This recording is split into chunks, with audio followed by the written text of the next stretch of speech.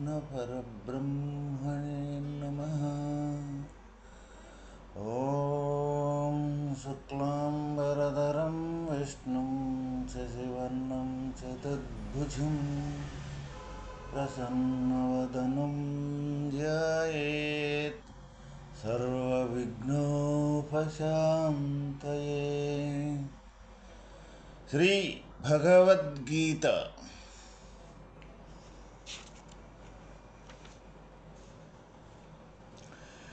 త్యాగము వలననే శాంతి చేకూరునని భగవానుడు సుట స్పష్టముగా తెలియజేసెను. కాబట్టి విషయ సుఖములను, కర్మఫలములను, మమత్వమును, అహంభావమును, కర్తృత్వమును త్యాగము చేసి పరమశాంతిని జీవుడు అనుభవించవలెను. ఇక్కడ త్యాగము చేయటము అంటే మనం ఏమనుకుంటూ ఉంటాము అంటే,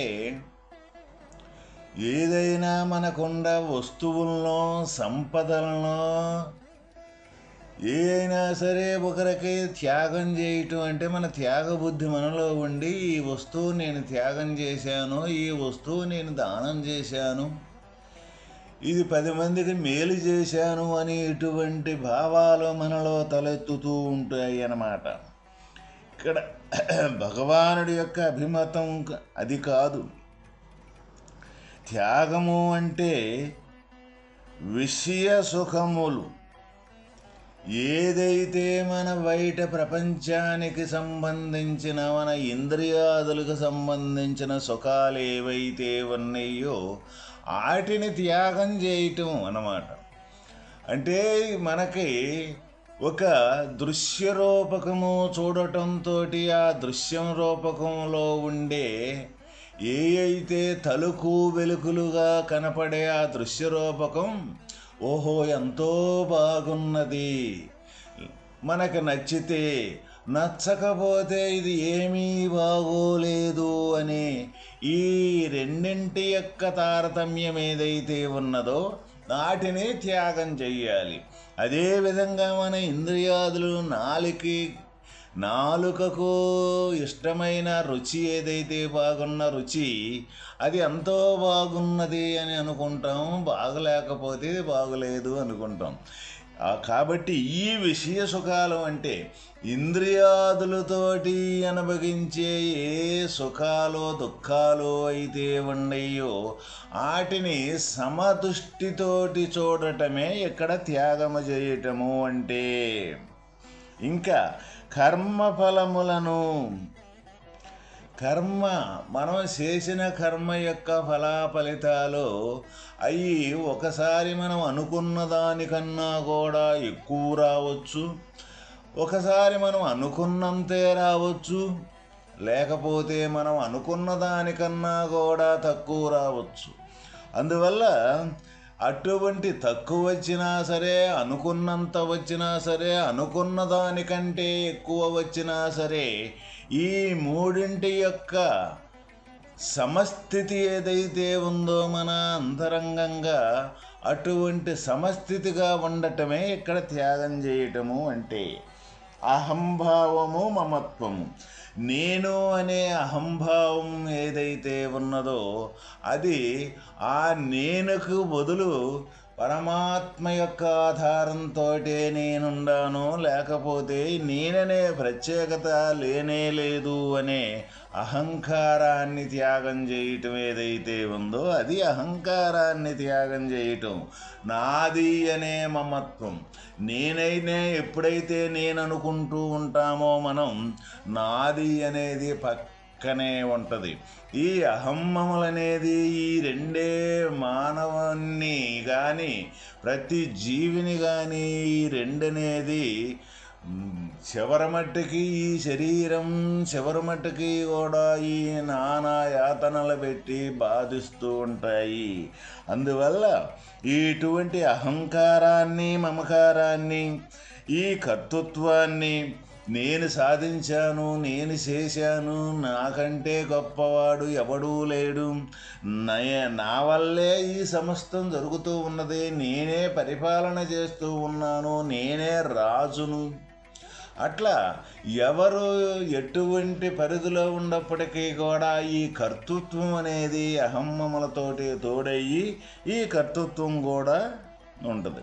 అయితే ఇక్కడ మనకి పరమశాంతి అనేది లభించాలి అంటే ఎవరైతే ఇటువంటి ఈ విషయ సుఖాలు, కర్మఫలాలు, మమత్వం, అహంకారాలు, కర్తృత్వాన్ని వీటిని త్యాగం చేస్తే మనకి పరమశాంతి తప్పనిసరిగా దొరుకుద్ది అని మనకి ఇక్కడ తెలియజేయటం జరిగిందనమాట. ఇంతదనుక భక్తి యొక్క అంగములైన వివిధ సాధనలను చెప్పి ఉత్తమ భక్తుని లక్షణములను పేర్కొనుచున్నారు.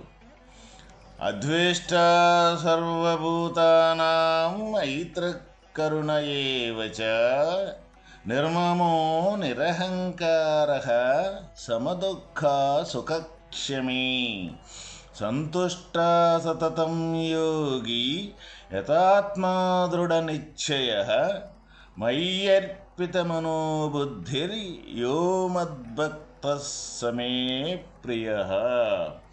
సమస్త ప్రాణుల ఎడల ద్వేషము లేనివాడును, మైత్రి అంటే స్నేహము గలవాడును, కరుణ గలవాడును, అహంకారమమకారములు లేనివాడును, సుఖదుఖములందు సమభావము గలవాడును, ఓర్పు గలవాడును, ఎల్లప్పుడూ సంతృప్తితో కూడియుండువాడును, యోగయుక్తుడును, మనస్సును స్వాధీనపరుచుకొనినవాడును, దృఢమైన నిశ్చయము గలవాడును, నాయందు సమర్పింపబడిన మనోబుద్ధులు గలవాడును, నాయందే భక్తి గలవాడును ఎవడు కలడో అతడే నాకు ఇష్టుడు. ఇక్కడ భక్తి యొక్క అంగములైన సాధనలు ఏవైతే ఉండయో అనేక రకాలుగా ఉండ సాధనలు చెప్పి ఇక ఉత్తమ భక్తుడు అంటే ఎవరైతే భగవంతునికి భక్తుడికి తేడా లేకుండా భగవంతుని స్థితిని పొందిన యొక్క స్థితి కలిగిన భక్తుని యొక్క ఉత్తమ భక్తి ఏదైతే ఉందో దాన్ని గురించి ఇక్కడ మళ్ళీ మనకు తెలియజేయటం జరిగింది. ఏంటిది ఆ ఉత్తమ భక్తుడి యొక్క లక్షణాలు అంటే సమస్త ప్రాణుల ఎడల ద్వేషము లేనివాడు. మరి మనకేం కనపడుతూ ఉన్నాయి? మనకి ఏదైనా ఒక వ్యతిరేకతగా నచ్చిందంటే వాళ్ళ మీద వ్యతిరేకత వచ్చిన వాడి మీద మనకి ద్వేషము కానీ వాడిని సాధించేదానికి సంబంధించిన ఆలోచనలు కానీ వాడు ఎప్పుడెప్పుడు పతనమైపోతాడో అనే నిరంతరం మన చింతన అనేది జరుగుతూ ఉంటుంది. ఇక్కడ మరి ఏం చెప్తూ సమస్త ప్రాణులు ఒక మానవుడే కాదు సమస్త ప్రాణులు ఎడల ద్వేషము లేనివాడు. మరి ఎవరో ఈ తీరుగా సమస్త ప్రాణుల ఎడల ద్వేషము లేనివాడవుతాడు అంటే మొట్టమొదట ముందు మమాత్మ సర్వభూతాత్మ మనలో దేహభావము ఉన్నంతసేపు ఎవరూ కూడా ఇటువంటి సమస్త ప్రాణుల ఎడల ద్వేషము లేకుండా ఉండేదానికి సాధ్యము కాదు. ఈ దేహభావన అనేది ఉన్నంతసేపు అది నిరంతరము భిన్నత్వము, అనేకత్వము, ప్రత్యేకతనే చూపుతూ ఉంటుందన్నమాట. అందువల్ల ఈ ప్రత్యేకత అనే మన దేహములో మన దేహమే నేను అనుకున్న భావన ఉన్నంతసేపు సమస్త ప్రాణుల ఎడల మనకే ద్వేషం అనేది లేకుండా పోయేదానికి వీలు పడదు. మరి ఎట్లా పోతూ ఉంటుంది సమస్త ప్రాణుల ఎడల ద్వేషము అంటే ఏ జ్ఞానస్వరూపమైతే ఈ దేహానికి ఈ ఇంద్రియాదులకి సమస్తానికి ఆధారమై ఉన్నదో ఆ జ్ఞానమే మనం అయినప్పుడు అప్పుడు ఈ ఇంద్రియ సమూహం మొత్తం కూడా ఆ జ్ఞానం చేతిలోనే జ్ఞానంలోనే ఇమడబడి ఉండి జ్ఞానానికి ఆధీనంగా ఉంటాయి అన్నమాట. ఎప్పుడైతే జ్ఞానమే తానవుతాడో ఆ జ్ఞానానికి మొత్తం ఆధీనమై ఉంటాయి ఇంద్రియాదులు కానీ దేహం కానీ హరిషడ్వర్గాలు కానీ ఈ అహంకారాలు కానీ ఈ మమకారాలు కానీ ఈ మొత్తం కూడా ఈ జ్ఞానం యొక్క ఆధీనంలో ఎన్ని పనిచేస్తూ ఉంటాయి అన్నమాట.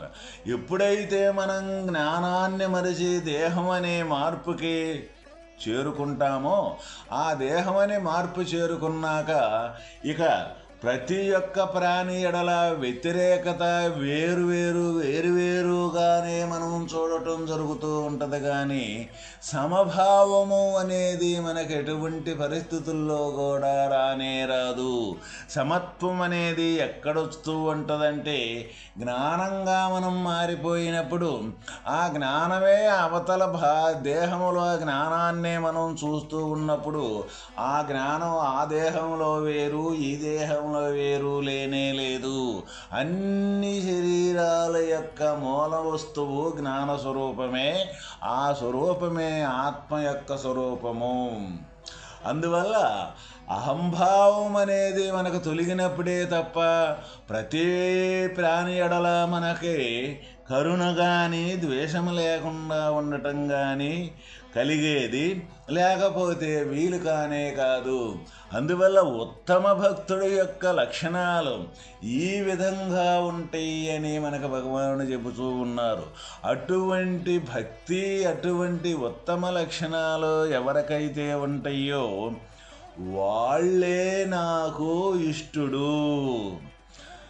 ఇక తక్కిన వాళ్ళు మొత్తం ఇష్టం లేదా అంటే అందరిపైన కూడా ఇష్టమే ఉంటుంది. అయితే ఏదైతే అన్నింటికంటే ఉత్తమ లక్షణం ఉన్నదో దానికి 100కి 100 పాళ్ళు అనే మనం ఇక్కడ అర్థం చేసుకోవాలి.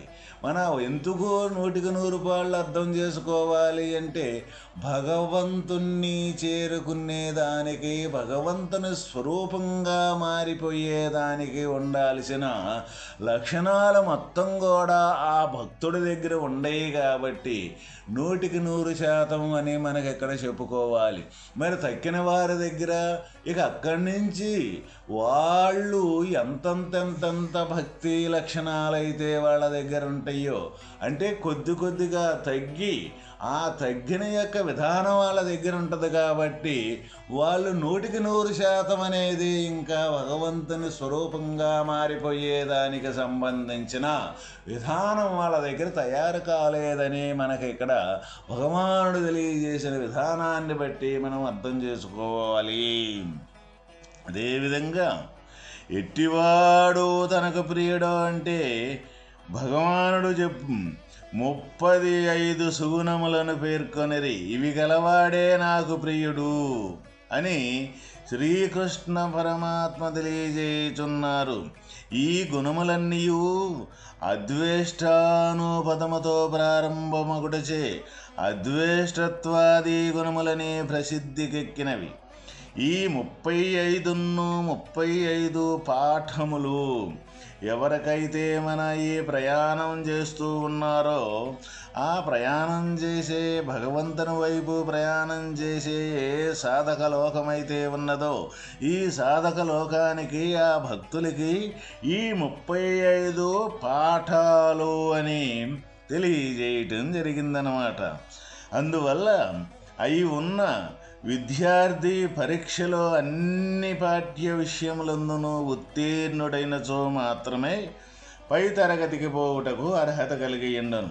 అయితే ఇప్పుడు ఈ సంపూర్ణంగా ఈ 35 సుగుణాలు ఏవైతే ఉన్నాయో ఆ గుణాలు ఉన్న ఏ భక్తుడైతే ఉన్నాడో ఆ భక్తుడే మనకి ఇక్కడ ఉన్నతమైన భక్తుడు, ఉత్తమమైన భక్తుడు అని మనకు తెలియజేసినప్పుడు అటువంటి స్థితి మనకి ఎవరికైతే ప్రాప్తమవుద్దో ఆ ప్రాప్తమైన యొక్క భక్తుడే తర్వాత పై తరగతికి, అంటే మన లోకములో మన ఏదైతే విద్యాబోధన ఉందో ఒక తరగతి నుంచి మళ్ళీ ఇంకొక తరగతికి మార్పు చెందేదానికి సంబంధించి మనం ఆ చదివే తరగతి ఏదైతే ఉందో ఆ చదివే తరగతికి సంబంధించిన పాఠాలు సంపూర్తిగా పూర్తయిపోయి దానికి సంబంధించిన ప్రశ్నలు ఆన్సరు ఏదైతే ఉందో అది పరీక్షలో మనం పాస్ అయినప్పుడే తర్వాత నెక్స్ట్ ఇంకొక తరగతికి మార్పు చెందేదానికి